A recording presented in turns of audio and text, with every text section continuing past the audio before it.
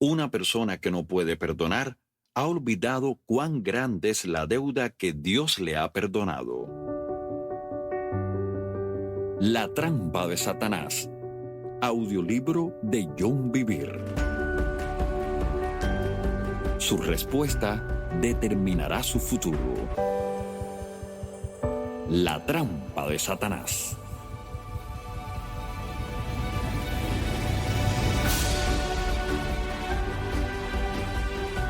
Capítulo 11. Perdón. Si no se da, no se recibe. Por tanto, os digo que todo lo que pidiereis orando, creed que lo recibiréis y os vendrá. Y cuando estéis orando, perdonad si tenéis algo contra alguno, para que también vuestro Padre que está en los cielos os perdone a vosotros vuestras ofensas. Porque si vosotros no perdonáis, tampoco vuestro Padre que está en los cielos os perdonará vuestras ofensas. Marcos 11, del 24 al 26.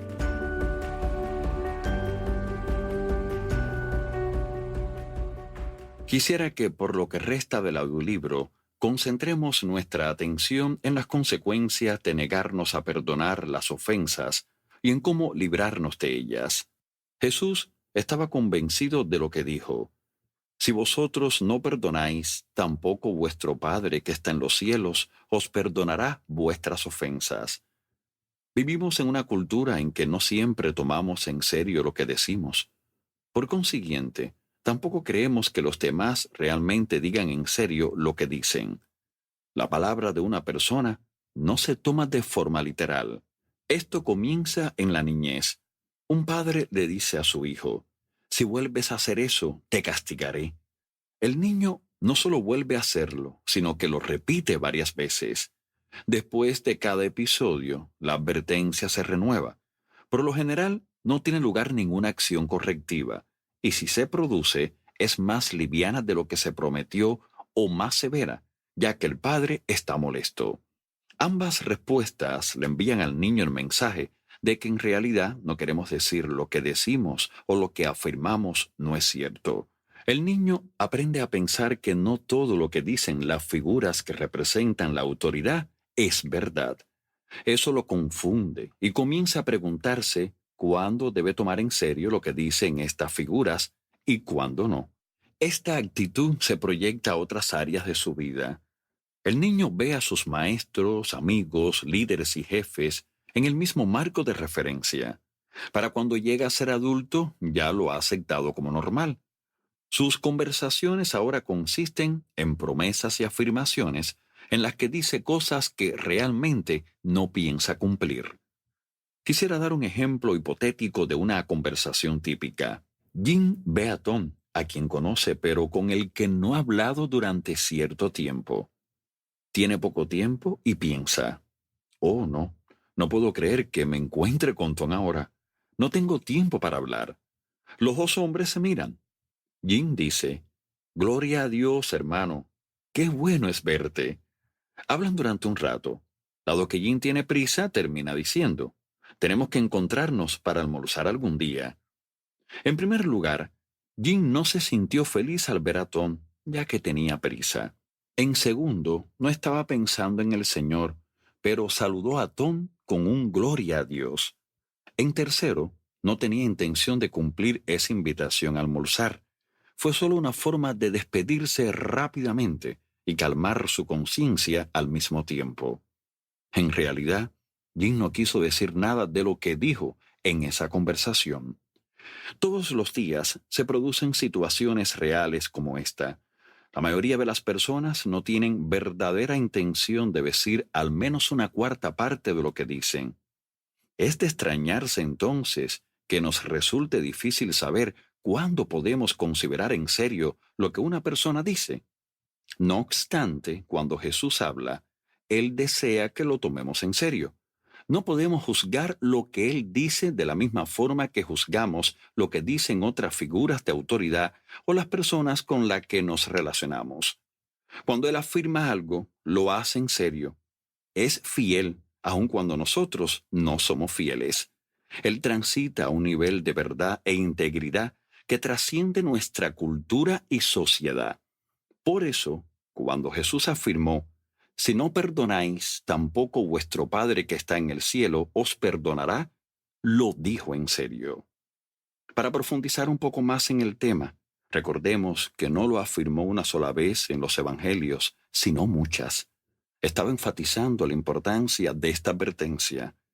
Veamos algunas de las veces en que dijo estas palabras. Porque si perdonáis a los hombres sus ofensas, os perdonará también a vosotros vuestro Padre Celestial.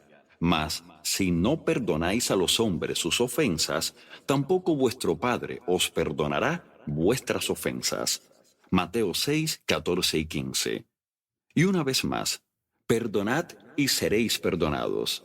Lucas 6:37. En el Padre Nuestro leemos de nuevo, y perdónanos nuestras deudas, como también nosotros perdonamos a nuestros deudores. Mateo 6:12. Me pregunto cuántos cristianos quisieran que Dios los perdonara de la misma forma en que ellos han perdonado a quienes los ofendieron. Sin embargo, esta es exactamente la manera en que serán perdonados. La falta de perdón es moneda corriente en nuestras iglesias, y por eso no queremos tomar estas palabras de Jesús tan en serio. No obstante, sea algo común o no, la verdad no cambia. Así como perdonemos, liberemos y restauremos a los demás, seremos perdonados. Escuché un testimonio inusual sobre un ministro que se encontraba en Filipinas. Unos amigos míos que lo conocían por haber trabajado antes con él me mostraron un artículo que hablaba de sus experiencias.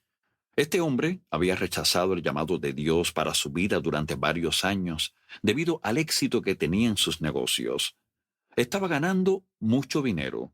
Su desobediencia finalmente produjo consecuencias y tuvo que ser llevado de repente al hospital a causa de un problema cardíaco. El hombre murió en la mesa de operaciones y se encontró frente a las puertas del cielo. Jesús estaba allí y lo reprendió por su desobediencia. Él le rogó que extendiera su vida para que pudiera servirle. El Señor consintió. Antes de enviarlo de regreso a su cuerpo, el Señor le mostró el infierno. Allí este hombre vio a la madre de su esposa ardiendo en las llamas. Quedó anonadado. Esa mujer había orado arrepintiéndose de sus pecados. Confesaba ser cristiana. Había asistido a la iglesia. ¿Por qué está en el infierno?, le preguntó al Señor. El Señor le dijo que ella se había negado a perdonar a un familiar y por lo tanto no había podido ser perdonada. El perdón y el crecimiento espiritual. Hemos visto muchos ejemplos de la trampa de la falta de perdón en nuestro propio ministerio. Cuando ministré por primera vez en Indonesia, me alojé en la casa de un hombre de negocios muy rico. Aunque él y su familia asistían a la iglesia donde me encontraba ministrando, no eran salvos. Durante la semana que estuve allí, su esposa fue salva, luego él, y después sus 3 hijos. Tuvo lugar una liberación y toda la atmósfera de la casa cambió. El hogar se llenó de gozo. Cuando supieron que volvería a Indonesia con mi esposa, nos invitaron a quedarnos con ellos y se ofrecieron a pagar los pasajes aéreos para mis 3 hijos y una niñera. Llegamos y ministramos 10 veces en su iglesia. Prediqué sobre el arrepentimiento y la presencia de Dios. Sentimos la presencia del Señor en las reuniones. Había lágrimas de arrepentimiento y gritos de liberación en cada culto. Toda la familia fue ministrada de nuevo. La madre del esposo, que vivía en la misma ciudad, asistió a todos los cultos. Ella también había contribuido con una importante suma para pagar los pasajes aéreos de mis hijos. Cuando ya casi terminaba la semana, la madre de este hombre me miró directo a los ojos y me preguntó: «John, ¿por qué nunca he sentido la presencia de Dios?» Acabábamos de terminar el desayuno y ya todos se habían levantado de la mesa. «He estado en todas las reuniones», continuó, «y escuché atentamente todo lo que usted dijo. He pasado al frente y me he arrepentido, pero no sentí la presencia de Dios ni una vez. No solo eso, en realidad nunca, en ninguna ocasión, he sentido la presencia de Dios. Conversé con ella durante un rato y luego le dije: oremos para que usted sea llena del Espíritu Santo. Le impuse mis manos y oré para que recibiera el Espíritu Santo, pero aún así no se sentía la presencia del Señor. Entonces Dios le habló a mi espíritu: ella no ha perdonado a su esposo. Dile que lo perdone. Aparté mis manos. Sabía que su esposo había fallecido, pero la miré y le dije: el Señor me muestra que usted no ha perdonado a su esposo. Es cierto, dijo ella, pero me he esforzado mucho por hacerlo. Entonces me relató todas las cosas horribles que él le había hecho.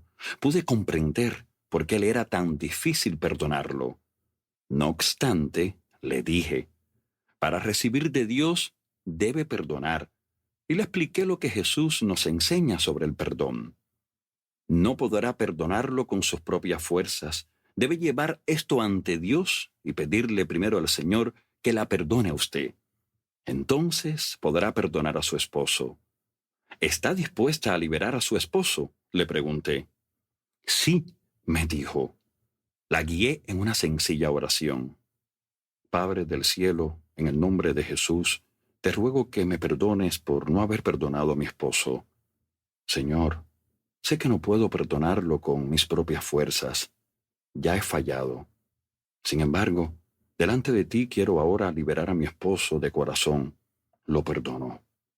Tan pronto dijo estas palabras, comenzaron a caer lágrimas de sus ojos. Levante sus manos y hable en lenguas, la insté. Por primera vez habló en un bellísimo idioma celestial. La presencia del Señor era tan tremenda en ese lugar que nos abrumaba y nos dejaba atónitos. Esta mujer lloró durante 5 minutos. Hablamos un rato y luego la animé a que disfrutara de la presencia del Señor. Ella continuó adorándolo y la dejé sola. Cuando su hijo y su nuera supieron lo que había sucedido, se sorprendieron mucho. El hijo me dijo que nunca había visto llorar a su madre. Ella tampoco podía recordar la última vez que había llorado. Ni siquiera lloré cuando mi esposo murió. En el culto de esa noche, esta mujer fue bautizada con agua. Durante los 3 días siguientes, su rostro irradiaba una dulce sonrisa y un suave brillo. No recuerdo haberla visto sonreír antes. Ella no había perdonado y, por lo tanto, estaba presa de su falta de perdón. No obstante, una vez que liberó a su esposo y lo perdonó, recibió el poder del Señor en su vida y pudo sentir su presencia. El siervo que no perdonaba. En Mateo 18, Jesús arroja una nueva luz sobre la atadura que producen la falta de perdón y la ofensa. Él les estaba enseñando a sus discípulos cómo reconciliarse con un hermano que los hubiera ofendido. Hablaremos de la reconciliación en otro capítulo. Pedro preguntó: Señor, ¿cuántas veces perdonaré a mi hermano que peque contra mí? Hasta 7. Mateo 18:21. Él pensaba que estaba siendo generoso. A Pedro le gustaban las cosas extremas. Fue él quien dijo en el monte de la transfiguración: Señor, bueno es para nosotros que estemos aquí. Si quieres, hagamos aquí 3 enramadas, una para ti, otra para Moisés y otra para Elías. Mateo 17:4. Ahora pensó que estaba siendo magnánimo. Impresionaré al maestro con mi buena disposición a perdonar 7 veces. Sin embargo, recibió una respuesta que lo dejó muy sorprendido. Jesús destruyó lo que según Pedro era un planteamiento generoso. No te digo hasta 7, sino aún hasta 70 veces 7. Mateo 18:22. En otras palabras, perdona como Dios lo hace, sin límites. Luego Jesús relató una parábola para enfatizar el concepto. Por lo cual el reino de los cielos es semejante a un rey que quiso hacer cuentas con sus siervos. Y comenzando a hacer cuentas, le fue presentado uno que le debía 10,000 talentos. Mateo 18, 23 y 24. Para comprender la enormidad de lo que Jesús estaba diciendo, debemos saber que era un talento. Un talento era una unidad de medida. Se utilizaba para medir oro, plata y otros metales y elementos. Ver 2 de Samuel 12:30 y 1 de Reyes 20:39. En esta parábola se habla de una deuda, por lo cual podemos inferir razonablemente que él se estaba refiriendo a una unidad de cambio, como el oro o la plata. Digamos que era el oro. El talento común equivalía aproximadamente a 37,5 kilos. Este era todo el peso que podía cargar un hombre. Ver 2 de Reyes 5:23. 10,000 talentos serían entonces alrededor de 375,000 kilos, es decir, 375 toneladas.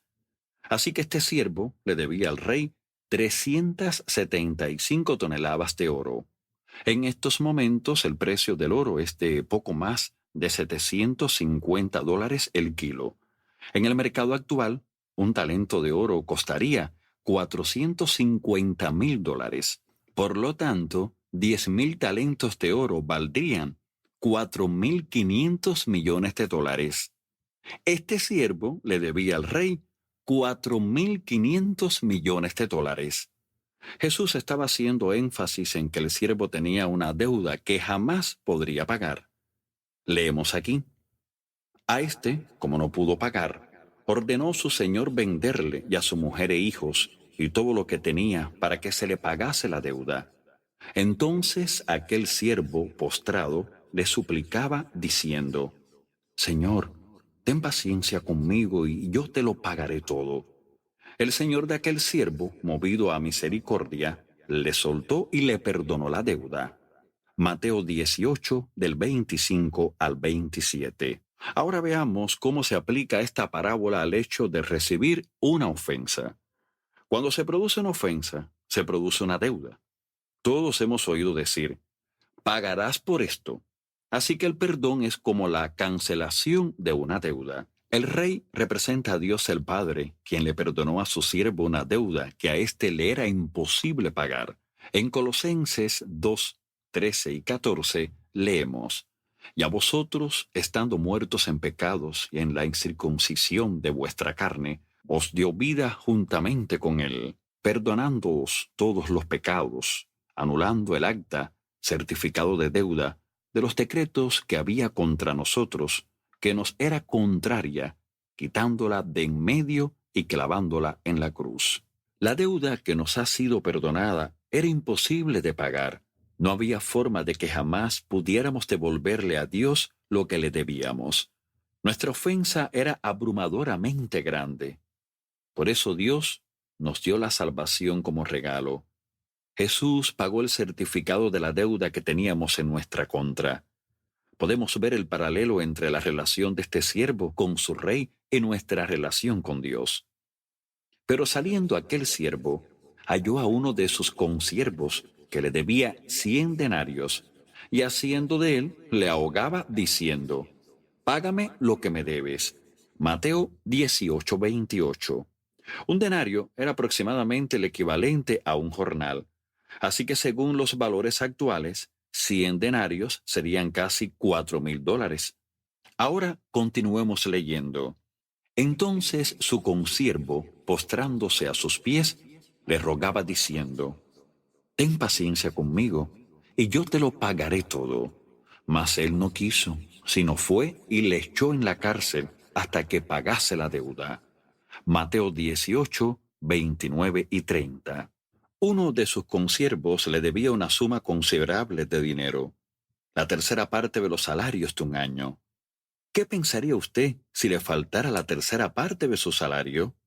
No obstante, recuerde que a este hombre se le perdonó una deuda de $4,500 millones. Eso es más dinero de lo que podría ganar en toda una vida.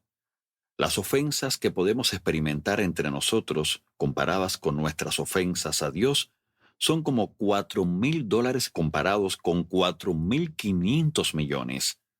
Quizá otra persona nos haya tratado mal, pero esto no puede compararse con nuestras transgresiones contra Dios. Quizá usted sienta que nadie ha sufrido tanto a manos de otros como usted. Sin embargo, no comprende cuánto fue maltratado Jesús. Él era inocente, un cordero sin mancha que fue inmolado.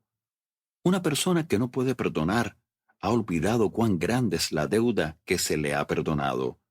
Cuando comprendemos que Jesús nos ha librado de la muerte y el tormento eterno, liberamos incondicionalmente a los demás. Hablaremos más sobre este tema en el capítulo 13. No hay nada peor que pasar la eternidad en el lago de fuego. Allí no hay alivio. El gusano no muere y el fuego no se apaga. Ese era nuestro destino hasta que Dios nos perdonó por medio de la muerte de su Hijo, Jesucristo. ¡Aleluya! Si les resulta difícil perdonar, piense en la realidad del infierno y en el amor de Dios que lo salvó de él. Lecciones para los creyentes. Continuemos con la parábola. Viendo sus consiervos lo que pasaba, se entristecieron mucho y fueron y refirieron a su señor todo lo que había pasado. Entonces, llamándole su señor, le dijo: Siervo malvado, toda aquella deuda te perdoné porque me rogaste. ¿No debías tú también tener misericordia de tu consiervo, como yo tuve misericordia de ti? Mateo 18, del 31 al 33. Jesús no estaba refiriéndose a los incrédulos en esta parábola. Estaba hablando de siervos del rey. A este hombre se le había perdonado una gran deuda, salvación, y era llamado siervo del Señor. Aquel a quien él no quiso perdonar era un consiervo. Por ello, podemos llegar a la conclusión de que este es el destino que le espera a un creyente que decide no perdonar. Entonces su señor, enojado, le entregó a los verdugos hasta que pagase todo lo que le debía. Así también mi Padre Celestial hará con vosotros si no perdonáis de todo corazón cada uno a su hermano sus ofensas. Mateo 18, 34 y 35. Estos versículos muestran tres conceptos principales. Primero, el siervo que no perdona es entregado para ser torturado. Segundo, debe pagar la deuda original, 375 toneladas de oro. Tercero, Dios el Padre hará lo mismo con cualquier creyente que no perdone la ofensa que le haya infligido un hermano. Primero, el siervo que no perdona es entregado para ser torturado. El diccionario define la palabra tortura como dolor físico o moral muy intenso y persistente.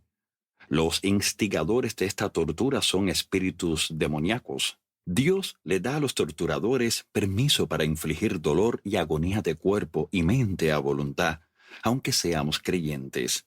Muchas veces he orado por distintas personas que no podían recibir sanidad, consuelo o liberación, ya que no liberaban a otros perdonándolos de corazón. Los médicos y los científicos han establecido la conexión existente entre la falta de perdón o la amargura y ciertas enfermedades como la artritis y el cáncer. Muchos casos de enfermedades mentales están relacionados con la amargura de la falta de perdón. Por lo general, le negamos el perdón a otras personas, pero algunas veces también nos lo negamos a nosotros mismos. Jesús dijo: si tienes algo contra alguien, perdona. Ver Mateo 5:24. Eso nos incluye a nosotros mismos. Si Dios nos perdonó, ¿quiénes somos nosotros para no perdonar a alguien que Él ha perdonado, aunque ese alguien seamos nosotros mismos? Segundo, el siervo que no perdona debe pagar la deuda original, lo cual es imposible.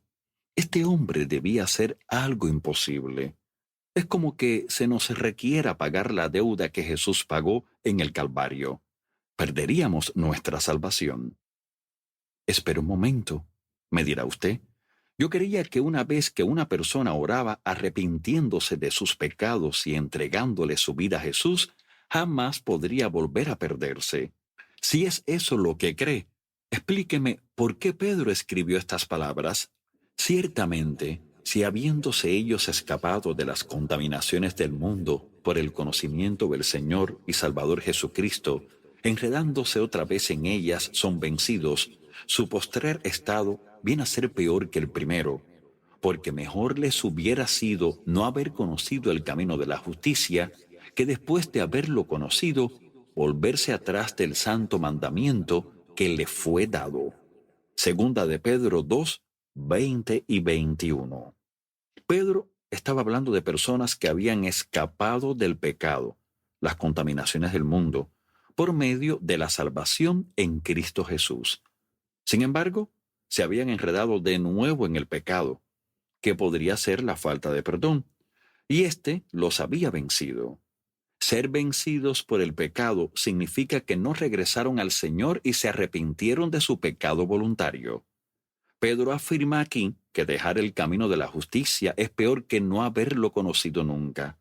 En otras palabras, Dios dice que es mejor no haber sido salvo que recibir el regalo de la vida eterna y luego apartarnos de él para siempre. Judas también habla de algunos en la iglesia que estaban 2 veces muertos. Judas 12:13. Estar 2 veces muertos significa que una vez estuvimos muertos sin Cristo, luego se nos dio vida al recibirlo a Él, y después morimos de nuevo al apartarnos de forma permanente de sus caminos. Vemos que muchos se acercarán a Jesús justificándose a sí mismos al decir: Señor, Señor, no profetizamos en tu nombre, y en tu nombre echamos fuera demonios, y en tu nombre hicimos muchos milagros. Y entonces les declararé: nunca os conocí, apartaos de mí, hacedores de maldad. Mateo 7, 22 y 23. Ellos lo conocían, lo llamaban Señor y hacían milagros en su nombre. Sin embargo, Él no los conocía a ellos. ¿A quién conocerá Jesús? El apóstol Pablo escribió: pero si alguno ama a Dios, es conocido por Él. Primera de Corintios 8:3. Dios conoce a los que le aman. Podemos decir: yo amo a Dios, a quien no amo es a este hermano que me hirió. Entonces nos engañamos y no amamos a Dios, porque está escrito: si alguno dice, yo amo a Dios y aborrece a su hermano, es mentiroso. Pues el que no ama a su hermano a quien ha visto, ¿cómo puede amar a Dios a quien no ha visto? Primera de Juan 4:20. El engaño es algo terrible, porque los creyentes que se engañan creen con todo su corazón que están en lo cierto. Piensan que son de una manera, cuando en realidad son de otra. Una persona que se niega a obedecer la palabra engaña su propio corazón. ¿No es interesante que muchos que esperan llegar al cielo sean rechazados y que Jesús haya dicho que muchos serán ofendidos en los últimos días? Mateo 24:10. ¿Será que estos dos grupos están compuestos por las mismas personas? Algunos creyentes se sienten tan atormentados por la falta de perdón que quizá esperen que la muerte les traiga alivio. No obstante, esto no es así. Debemos terminar con la falta de perdón ahora, o nos veremos obligados a pagar lo que es imposible pagar. 3. Dios el Padre hará lo mismo con cualquier creyente que se niegue a perdonar de corazón, sin importar cuán grande haya sido la ofensa o el dolor. Jesús fue muy específico y quiso asegurarse de que comprendiéramos la parábola. En casi todas las parábolas, Jesús no daba la interpretación hasta que sus discípulos se la pedían. Sin embargo, en este caso, no deseaba que quedaran dudas sobre cuán severo sería el juicio para los que se negaran a perdonar. En muchas otras ocasiones, Jesús dejó en claro que si no perdonamos, no seremos perdonados. Y recordemos que Él no es como nosotros. Cuando Él dice algo, lo dice en serio. Esto no es algo común en la iglesia. Por el contrario, se dan excusas para abrigar la falta de perdón. La misma se considera un pecado menor comparado con la homosexualidad, el adulterio, el robo, las borracheras y otras cosas. No obstante, quienes la practican no heredarán el reino de Dios, así como no lo heredarán aquellos que practican los demás pecados. Algunos creerán que este es un mensaje fuerte, pero yo lo considero un mensaje de misericordia y advertencia, no de juicio severo. ¿Dejará usted que el Espíritu Santo lo convenza ahora, con lo cual podrá experimentar el arrepentimiento genuino y el perdón? ¿O preferirá negarse a perdonar para luego escuchar que el Maestro le dice, apártate, cuando no haya más oportunidad de arrepentirse?